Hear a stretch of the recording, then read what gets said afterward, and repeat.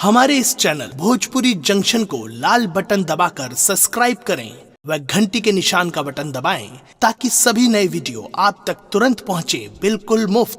पाकिस्तान के दलों सुधर जाओ वरना कदमों में कटा तेरा सिर होगा। जिस दिन ये हनुमान पाकिस्तान में घुस गया तेरे आका के सीने पर मां का मंदिर होगा। तेरे आका के सीने पर मां का मंदिर होगा।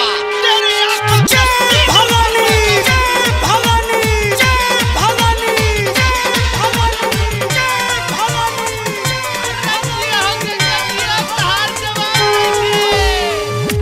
शक्ति मैया भवानी, देती शक्ति मैया भवानी, दुश्मन के चढ़ा दी बलिदान। जय भवानी, हिंदुस्तान को सलाम कर चीन पाकिस्तान। जय श्री राम बोल, जय श्री राम। हिंदुस्तान को सलाम कर चीन पाकिस्तान, हिंदुस्तान को सलाम कर चीन पाकिस्तान। देती शक्ति मैया भवानी, देती शक्ति मैया भवानी, दुश्मन के चढ़ा दे बलिदान।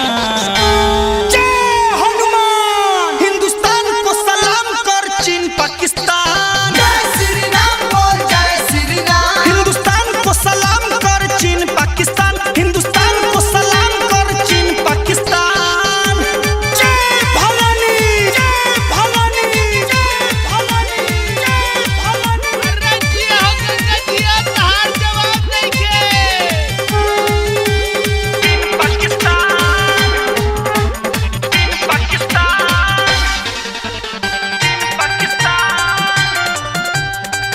पाकिस्तान। हुज पूजी राम चरनिया, लश्कर महावीर के, लश्कर महावीर के। लोग लाहौर के पूजिए मैया, रौरत सबीर के। रांची से कराची तक ले जय जय पूजी, शंख मृदंग सिवा कुछ नहीं सूझी। वीर बन जाई हम ऐसन,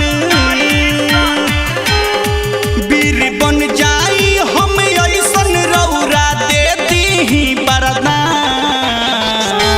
जय काली, हिंदुस्तान को सलाम कर चीन पाकिस्तान। जय श्री राम बोल, जय श्री राम। हिंदुस्तान को सलाम कर चीन पाकिस्तान, हिंदुस्तान को सलाम कर चीन पाकिस्तान। शेरावाली का शेर हूँ, जिस दिन ये शेर खुल जाएगा कश्मीर से नजर हटा ले वरना एक दिन पाकिस्तान भी भूल जाएगा, पाकिस्तान भी भूल जाएगा। दूत बना दो पूत के अपना, जकी अकेला लड़ जाई, जकी अकेला लड़ जाई। सैयद का इमरान खान भी माई माई कोहराई, चारू ओरिया हिंद के परचम लहराई।